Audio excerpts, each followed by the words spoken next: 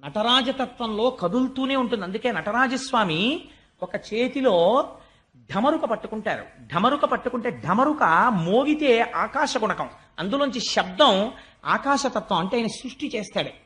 ఆయన ముఖం నవ్వుతూ ప్రసన్నంగా ఉంటుంది, అంటే ఆయన స్థితికారకుడు. శివనింద ఎంత ప్రమాదకరమో, భగవంతుని యందు భేదదృష్టి ఎంత ప్రమాదకరమో పోతన గారు, వ్యాసుల వారు భిక్ష పెట్టి చెప్తున్నారు జాతికి. ఈశ్వరుణ్ణి ఒక్కడిగా చూడడం నేర్చుకో, లేకపోతే పాడైపోతావు అని. ఏమైంది? అప్పుడు అందరూ కలిసి చతుర్ముఖ బ్రహ్మగారి దగ్గరికి పరిగెత్తారు.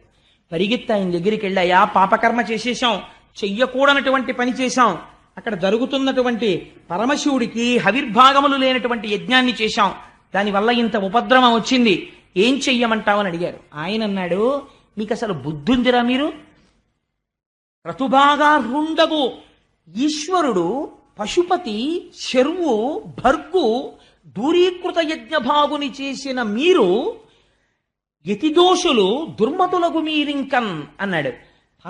పరమేశ్వరుడికి యజ్ఞంలో హవిస్సులు లేకుండా యజ్ఞం చేశారా? కాల్సన ఎందుకురా యజ్ఞం అని అడిగాడు. ఎందుక యజ్ఞం, ఎందుక దుర్మార్గపు యజ్ఞాలు? మీకు చేస్తే యజ్ఞం సరిగ్గా చెయ్యాలి, అంతేకాని యజ్ఞం చేసి కాసేపు శంకరనింద చేయడం కోసం, శివనింద చేయడం కోసం యాగాలు యజ్ఞాలా? ఎవడు చెప్పిన యజ్ఞాలు రా మీకు యజ్ఞాలు? మీరు చేసిన పని వల్ల మీరు దుర్మార్గులైపోతారా, పాడైపోతారన్నాడు. అయ్యా పాడయ్యిపోయాం, సావగొట్టేశారు, భృగువుకి కళ్ళు పోయాయి, పూషకి దంతాలు పోయాయి, మాకు ఒళ్ళంతా దెబ్బలు, నెత్తురులు కారిపోతున్నాయి, చాలా మంది అక్కడే పడిపోయారు. ఇప్పుడు తిన్నది చాలు, నువ్వు తిట్టింది చాలు, మాకు మార్గం చెప్పన్నారు.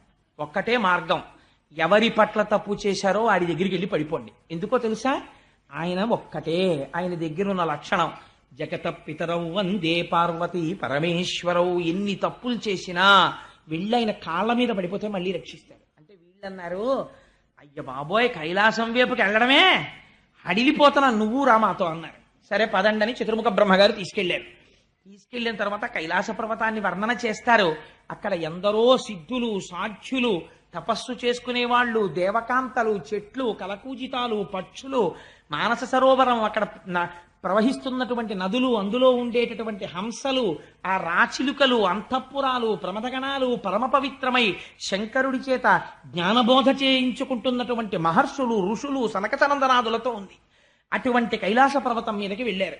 వెళ్ళేటప్పటికీ అత్యంత ప్రశాంత చిత్తుడై, ఎట్టి పరిస్థితులలోనూ సూర్యకిరణం పడడానికి వీలు లేనంత పెద్దది పెరిగిపోయినటువంటి ఒక రావి చెట్టు కింద మౌనవ్యాఖ్యా ప్రకటిత పరబ్రహ్మతత్వం యువానం వర్షిస్తాం తే వసదృషిగణైరవృతం బ్రహ్మనిష్టై ఆచార్యేంద్రం కరకలిత చిన్ముద్రమానందరూపం స్వాత్మారామం ముదితవదనం దక్షిణామూర్తిమీడే.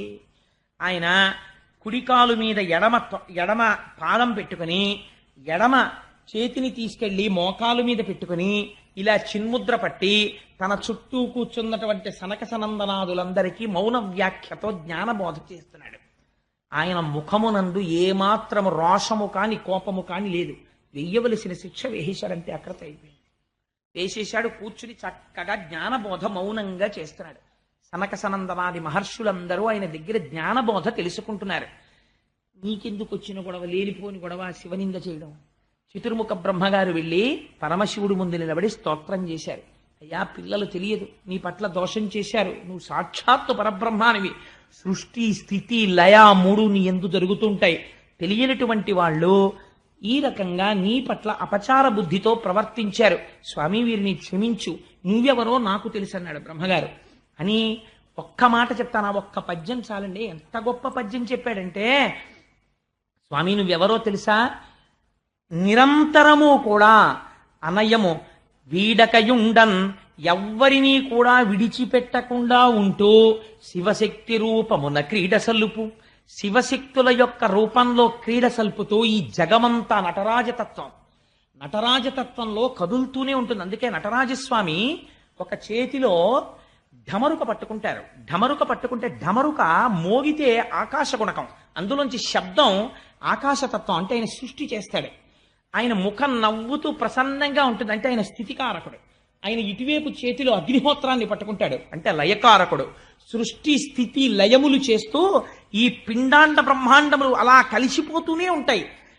పంచభూతాల్లోంచి ఇందులోకి పంచభూతాలు వస్తాయి, మళ్ళీ ఇందులోంచి పంచభూతాలు మళ్ళీ బ్రహ్మాండంలోకి వెళ్ళిపోతుంటాయి. ఈ పిండాండ బ్రహ్మాండ నిరంతర సంయోగ క్రియ జరిపించడమే నటరాజతత్వం. ఆ నటరాజతత్వమై శివశక్తి రూపముల క్రీడ చల్లుపు ఊర్ణనాభిగతి ఈ విశ్వ జనన విలయ స్థితి హేతిభూతుండవగుచుండు విశరుద్ర. స్వామి నువ్వెవరో తెలుసా? ఊర్ణనాభిగతి. నువ్వు సృష్టి ఎలా చేస్తావో తెలుసా? సృష్టి చేయడానికి ఎక్కడి నుంచో ఏదో పట్టుకురావు, ఓ గోడ కట్టడానికి సిమెంటు ఇటకలు పట్టుకొచ్చినట్టు. ఊర్ణనాభిగతి. ఒక సాలెపురుగు ఓ గోడ మీదకి వస్తుంది, వచ్చి ఇక్కడ గూడు కడదాం అనుకుంటుంది. అలా అనుకోగానే దాని నోట్లోంచి లాలాజనం వస్తుంది. ఆ ఉమ్మితోటి తీగ చేసి గూడు కట్టేస్తుంది. గూడు కట్టేసి ఆ గూడు మధ్యలో కూర్చుంటుంది. ఓ 2-3 రోజులు ఉంటుంది. చా ఏమిటి గూడు వెళ్ళిపోదాం అనిపిస్తుంది. ఆ గూడు తానే అటు ఇటు చిందరవందరగా చింపేస్తుంది, ఓడగొట్టేస్తుంది, వెళ్ళిపోతుంది. అలా నువ్వు కట్టు, నువ్వు పాడిచే, నువ్వు తిరుగా గూట్లో, నీ వల్ల కాదు. ఊర్ణనాభిగతి. నీకు వేరే ఉపకరణాలు ఉండవు. నీ అంత నువ్వు సంకల్పం చేసి లోకాన్ని సృష్టి చేస్తావు. నీవే ఇంతగా పరిణమిస్తావు. ఆఖరణ నువ్వే లయం చేసేస్తావు. మైనపు ముద్ద నల్లపూసల్లో తిరిగి అంటించుకున్నట్టు నీలోకి లోకాల్ని తీసేసుకుంటావు. అటువంటి వాడివని తెలియక నీ యందు భేదబుద్ధితో ప్రవర్తించారు. స్వామి వీళ్ళని అనుగ్రహించు అన్నాడు. అంటే అప్పుడు వీళ్ళందరూ అయ్యా మా వల్ల పొరపాటు జరిగిపోయింది, క్షమించమని స్తోత్రం చేశారు.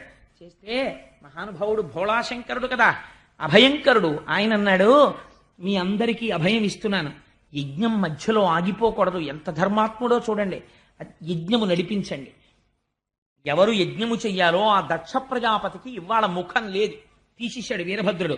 అందుకని ఒక గొర్రె ముఖాన్ని తీసుకెళ్లి అతికించండి. ప్రజాపతులలో దక్ష ప్రజాపతి ఇలా గొర్రె ముఖంతో ఉంటాడు. ఎందుకో తెలుసా అండి? లేనిపోని శివనింద చేసినందుకు నాకు ఈ గొర్రె ముఖం వచ్చింది సుమా అని చెప్పడానికి దక్ష ప్రజాపతి గొర్రె ముఖంతో ఉంటాడు. అప్పుడు మిగిలినటువంటి యజ్ఞ భాగాన్ని పూర్తి చేస్తాడు. పూష తాను ఏదైనా తినవలసి వచ్చినప్పుడు యజమాని యొక్క దంతములతో తింటాడు. భృగువుకి నేత్రములు ఇస్తాను, కానీ తాను తినవలసినటువంటి హవిస్సులు భృగువుకి కనపడతాయి ఇంక నుంచి అని. ఎవరెవరు దెబ్బలు తిన్నారో, ఎవరెవరికి అంగవికలురయ్యారో వాళ్ళందరికీ మళ్ళీ తిరిగి స్వాస్థ్యమును ప్రసాదిస్తున్నాను. ఈ యజ్ఞమును మీరందరూ కూడా సంతోషముగా పూర్తి చేసుకోండి అని మళ్ళీ ఎవరెవరు ఇబ్బంది పడ్డారో వాళ్ళందరికీ వరాలు ఇచ్చేశాడు. అందరూ సంతోషంగా స్తోత్రం చేస్తుంటే అప్పుడు దక్ష ప్రజాపతికి ఓ గొర్రె తలకాయ తీసుకెళ్లి పెట్టారు. ఠంగుని లేచి నిలబడ్డాడు. నిలబడి పరిగెత్తుకుంటూ కైలాసానికి వచ్చాడు. వచ్చి అప్పుడు శంకరుణ్ణి చూసి ప్రార్థన చేశాడు. అయ్యా నీకపరాధుడనగు నన్ను దండించుట దండనము కాదు మదిన్, నన్ను రక్షించుటగా తలతను అభవ ఈశపురహర రుద్ర. స్వామి నువ్వు నన్ను దండించడం నేను దండనగా భావించట్లేదు, దీన్ని రక్షణగా భావిస్తున్నాను. దీని వలన ఇంకా భవిష్యత్తులో ఎప్పుడూ ఎవ్వరూ ఇటువంటి అపరాధములు చేయకుందురుగాక, అందరూ తెలుసుకుంటారు. అందుకని నువ్వు నన్ను రక్షించిన వాడిగా భావిస్తున్నాను, స్వామి నన్ను మన్నించు అని నమస్కరించాడు. సరే వెళ్ళి ఆ యాగాన్ని పూర్తి చెయ్యి అన్నాడు. ఆ యాగం పూర్తి చెయ్యడానికి వెళ్ళిపోయారు.